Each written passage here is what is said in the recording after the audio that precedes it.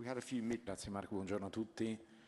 Rapido aggiornamento anche lato mio. Ieri una giornata nuovamente positiva, 108.000 biglietti venduti, 14 discipline coinvolte, 12 venue di gara attive con l'assegnazione di 9 medaglie d'oro. Sapete che ieri per l'Italia è stata una giornata estremamente positiva perché abbiamo superato il record storico con 22 podi e con le performance della Brignone, della Vittozzi, della coppia Moioli-Sommoriva, insomma una giornata estremamente positiva per lo sport italiano. Presidente Malagò sarà oggi a Milano, mentre Andrea Varnieri, il nostro amministratore delegato, nella mattinata è a Bormio a seguire la sessione dello slalom speciale e poi si sposterà a Livigno. Grazie Mark, it's up to you. Super, and staying neutral as we always will be, as you've mentioned Italy's record. I believe that Team GB also had a record day with medals yesterday, just saying. Okay, questions please. Anyone? Yeah, Robert here.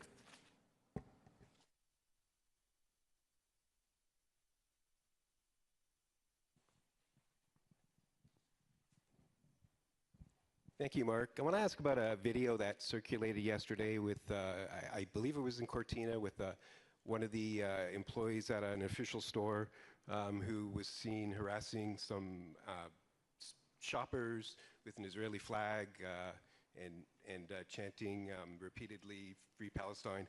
So first of all, what's being done to prevent that in the future? In the near future, obviously, that there's a history with that, an unfortunate Olympic history. And second of all, to the, I guess there's thousands of Israelis and people of Jewish faith at these games. They're athletes, they're spectators, they're members of the media. What can you say as far as their safety if they want to show some flags or emblems or anything like that to show their faith or their country? What do you say to them? Is it safe? On the specific, I'll go to Luca in a minute, but I would say I'm not going to comment on security itself. That's not my issue, but I would say, yeah, safe and secure and welcome. Support your team, support the Olympic values. We're very happy. So, Luca, over to you. Sì, sul tema specifico del dipendente allo store, siamo stati informati. È un fatto accaduto 4 giorni fa. Il dipendente non è un dipendente di Milano-Cortina del comitato organizzatore, ma di un subcontractor. Siamo ovviamente intervenuti nel ricordare il rispetto delle regole che sono valide sia per chi è un dipendente diretto del comitato organizzatore, sia per chi lavora come fornitore, come in questo caso. Abbiamo sensibilizzato, ma come sempre facciamo, al rispetto delle regole. Le regole presuppongono non un tema legato al contenuto, ma è un tema legato al comportamento e quindi evitare l'espressione di pensieri personali o commenti che esulano dal contesto professionale lavorativo. So I understand that, but is there any, from a security perspective, anything else being done? I mean, obviously there's a threat. I mean, there's a threat around the world, but here at the Olympics, any changes since that incident? Honestly, we don't comment about security issues at all. It's for obvious reasons. But as far as I can, I would assure people from every faith and every country that they're very welcome here, and we welcome them supporting their team and watching the sport, and we hope they feel secure. We think they should and hope they should. But we obviously, you know, we hear their concerns, but specifically on security matters, can't really comment, I'm afraid. Thank you. Pleasure.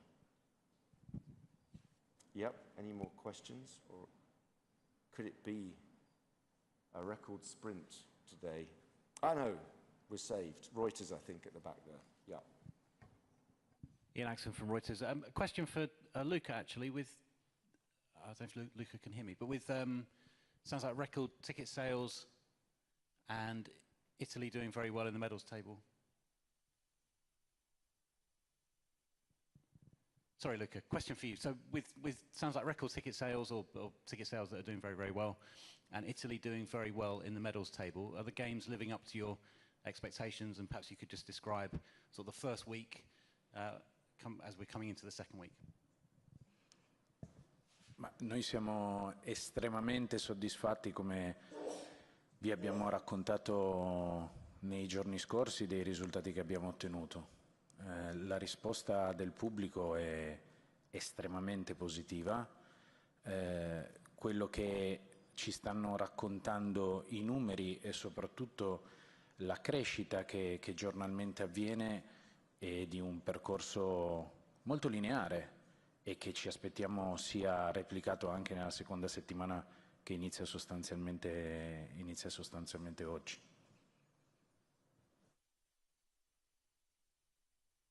Okay, yeah, Graham, and then FRZ saving me from a short press conference.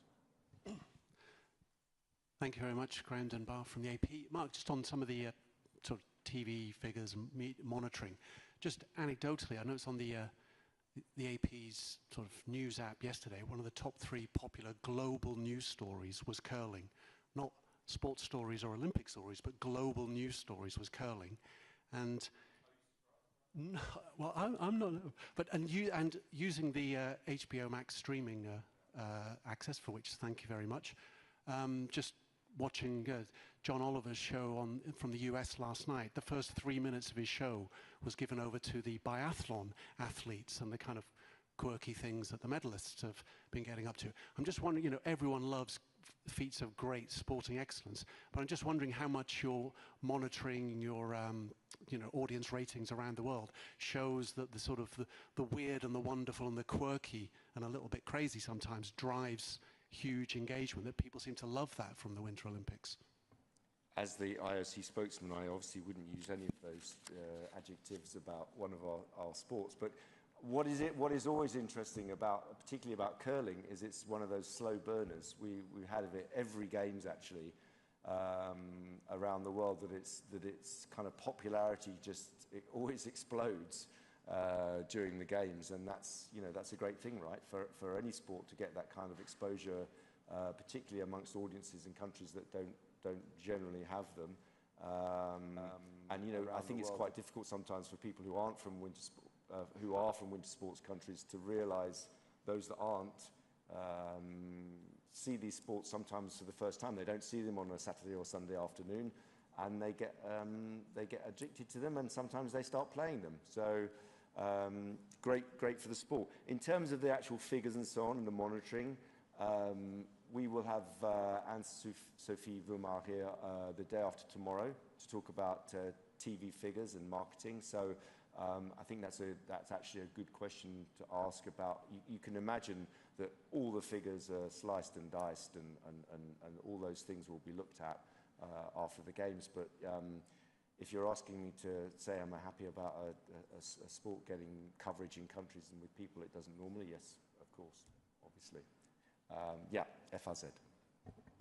Mark, yes, Christoph Becker, Frankfurter Allgemeine Zeitung. Well, actually on the curling, I was going to ask, and I am going to ask, whether the IOC is actually following or closely looking at what seems to turn into a kind of free-for-all in accusing the other teams of cheating, or is that something that I'm sure, you know, the global news reach of those stories is in connection with some of the strong language that's surprisingly used by the athletes there, and those accusations. Is it something that's actually good for the sport, because now people watch curling, apparently?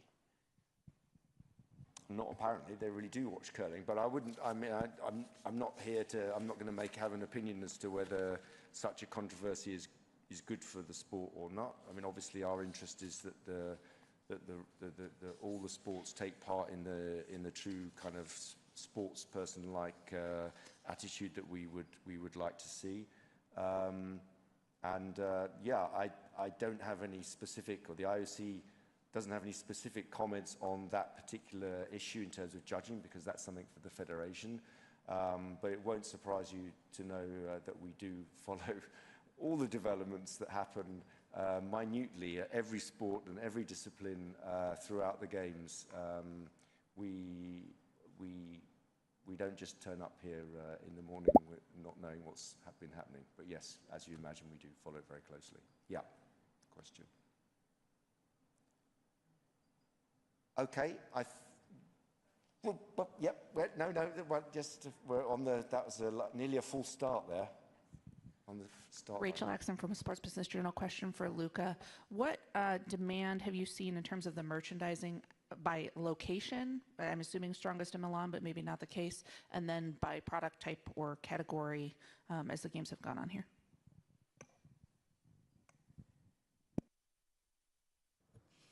Allora, presenteremo un report dettagliato ovviamente alla fine. Quello che vi possiamo confermare è che c'è un vero e proprio successo nei nostri negozi, con una grande attenzione, una grande passione nei confronti di alcuni prodotti specifici. Beh, la notizia delle mascotte è una notizia che è anche stata pubblicata, per cui sì, sono andate effettivamente vendute in maniera estremamente rapida, oltre le nostre più rose aspettative. Questo è un dato che per noi è molto molto positivo. Il dato dettagliato lo condivideremo a fine giochi. Okay, thank you very much. I think we'll make it a short one today. Tomorrow we are back with athletes experience, so we'll have some people to talk about athletes experience, which I think should give you some good opportunity. But thank you very much for today. See you tomorrow, same time.